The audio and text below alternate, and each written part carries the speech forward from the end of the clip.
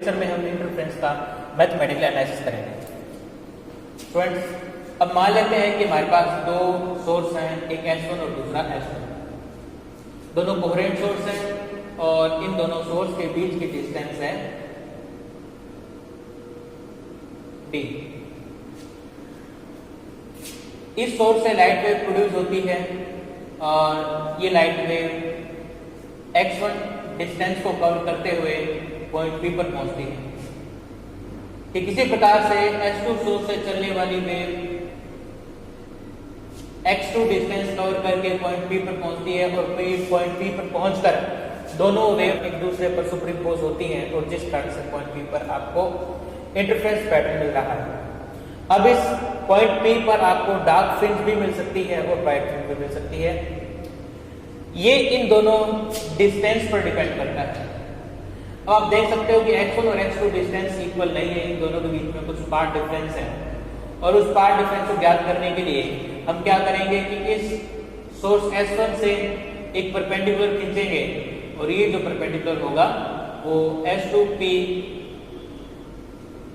Line पर बनेगा, right.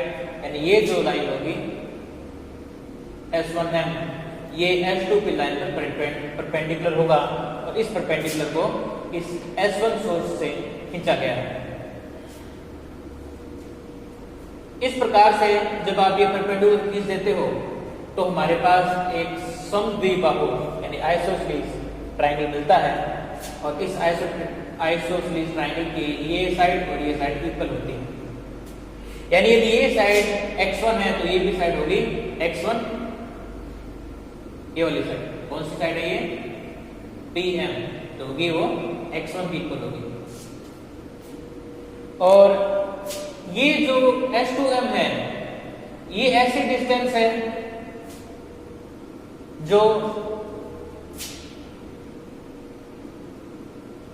जब इस x1 में ऐड होती है तो आपको S2 की डिस्टेंस मिलती है, राइट।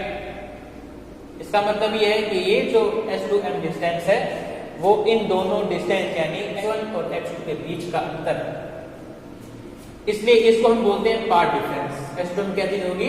पाथ डिफरेंस, पाथ का डिफरेंस।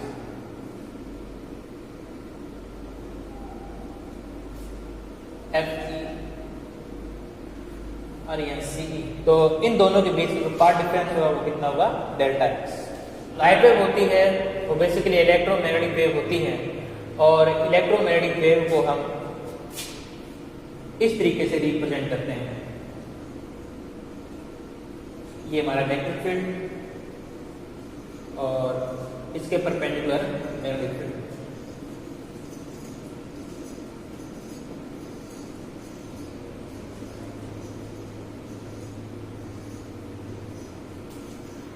हमारी आंख तो इलेक्ट्रिक फील्ड को देख पाती है, मैग्नेटिक फील्ड का यहाँ पर कोई काम नहीं है, इसके मैग्नेटिक फील्ड को हम यहाँ पर हटा देंगे और इस कारण से तो इलेक्ट्रिक फील्ड शेष बचेगा और इस कारण से आप इलेक्ट्रिक फील्ड के द्वारा लाइट वेव को शो कर सकते हो, क्योंकि मैग्नेटिक फील्ड का यहाँ पर कोई काम नहीं है इसलिए उसको हटा देते हैं। इस प्रकार से S1 सोर्स से चलने वाली लाइट वेव को हम इस तरीके से शो करेंगे। E1 E01 sin kx minus omega T. Electromagnetic wave के इलेक्ट्रिक फील्ड को लेंगे और इस प्रकार से इस S1 सोर्स से चलने वाली लाइट वेव को हम इस इक्वेशन के द्वारा शो करते हैं।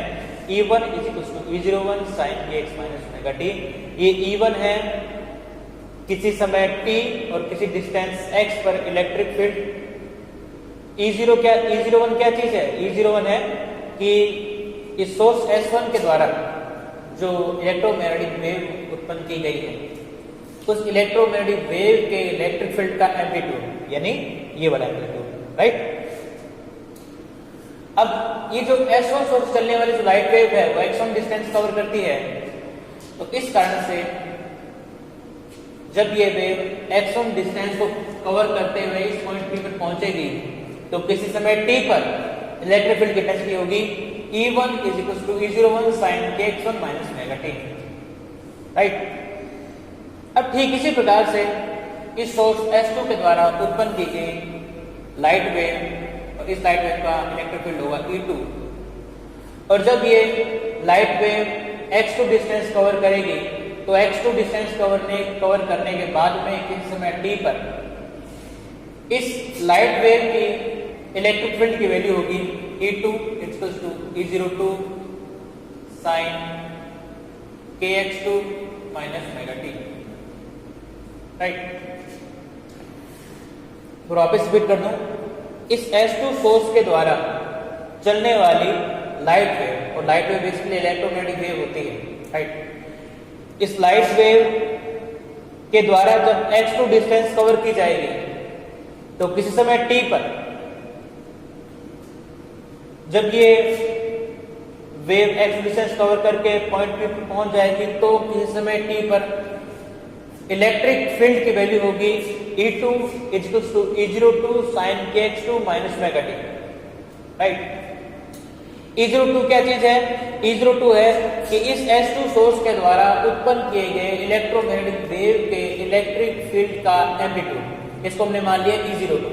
अब इन दोनों इलेक्ट्रिक फील्ड के कारण जब ये दोनों इलेक्ट्रिक फील्ड पॉइंट P पर एक दूसरे पर सुपरइम्पोज होंगे तो सुपरइम्पोज होने के कारण मिलने वाला resultant electric field ER equals to E1 plus E2 होगा, राइट। और इस E1 की वैल्यू आप रख लोगे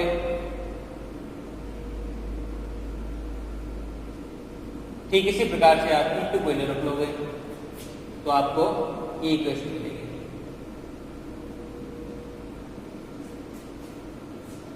ER रिजल्टिंग इलेक्ट्रिक फील्ड को शो करता है। इस x2 को हम लिख सकते हैं, x2 इक्वल्स टू कितना हो जाएगा? x1 plus delta x,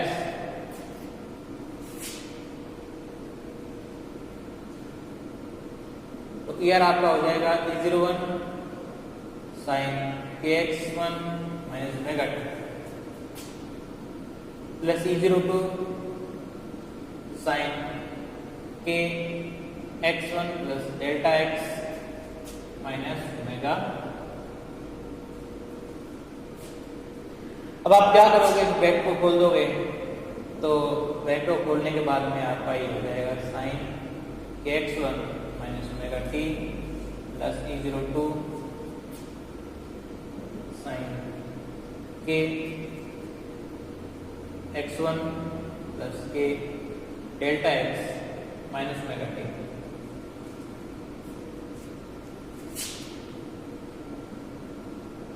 E01 sin kx1 minus omega t। और अब देखो यहाँ पर आप एक फॉर्मूला का इस्तेमाल करोगे, यहाँ पर kx1 माइनस ओमेगा t दोनों को पास पास रखो, बस कितना आ रहा है? k delta x।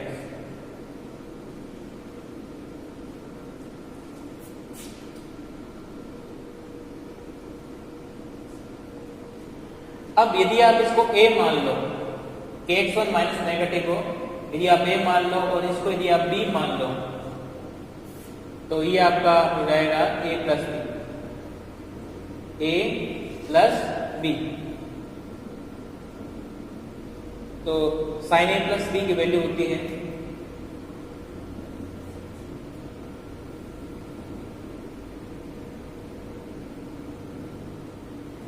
तो अब आप क्या करो?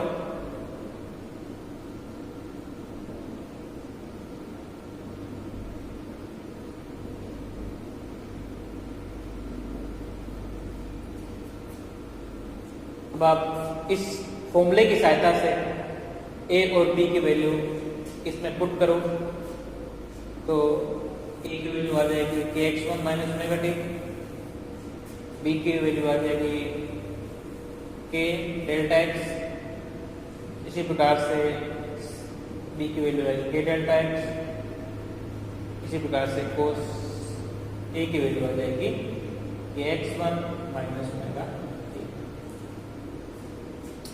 इस प्रकार से आपने इस इक्वेशन को डिराइव कर लिया। अब इस इक्वेशन को हम सॉल्व करेंगे।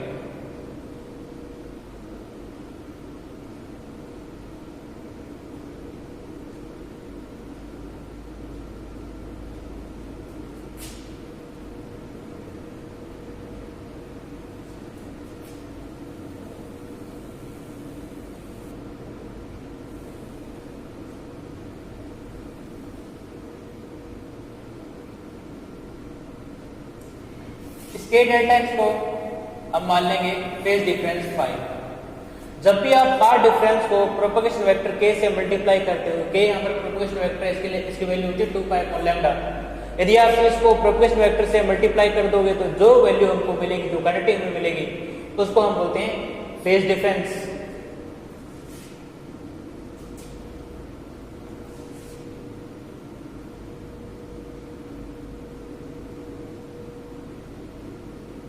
sin phi cos x1 minus omega T.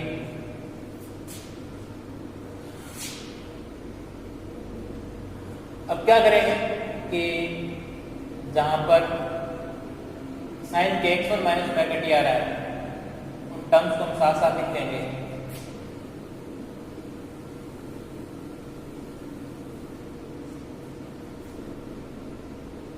तो ये इक्वेशन हमारी इस तरीके से चेंज हो जाएगी। अब इसको सॉल्व करने के लिए मान लेते हैं कि ये जो टर्म है ये E0R और cos थीटा के इक्वल है। ठीक इसी प्रकार से ये जो टर्म है, ये वाली टर्म, ये E0R और साइन थीटा के इक्वल है, राइट। तो ये जो टर्म हो गया हमारे E01 plus E02 cos phi, और ये वाली जो टर्म होगी हमारी E02 साइन फाई। E0R जो रिजल्टिंग इलेक्ट्रिक फील्ड है उसका एम्पलीट्यूड है।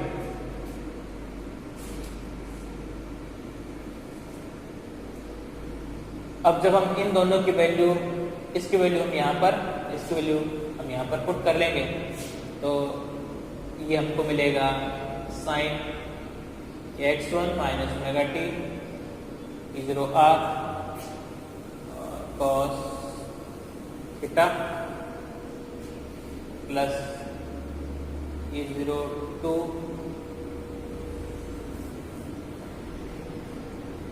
E0R sine theta cos kx1 minus omega T.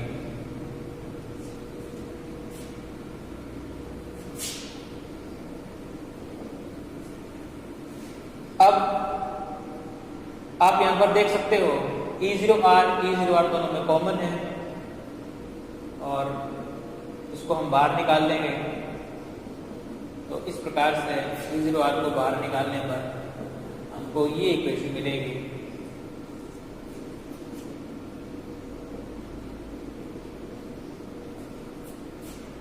देखो, यदि हम इसको C मान लें और इसको यदि हम D मान लें, इस क्वांटिटी को यदि C मान लें, इस क्वांटिटी को यदि हम D मान लें, और ये हमारी D है और ये हमारी C है, तो आप यहाँ पर देख सकते हो sine C cos D plus sine D और cos C, इस प्रकार की इक्वेशन हमको मिलेगी। और इस प्रकार की इक्वेशन को हम लिख सकते हैं साइन C प्लस D। तो इस प्रकार से इस इक्वेशन को जब हम लिखेंगे तो ये हमारी इक्वेशन आ जाएगी sine kx1 minus omega T C, इसको C मान लें और इसको हम मान लेते हैं D का मतलब है थीटा। इस प्रकार से आपको ये इक्वेशन प्राप्त होगी।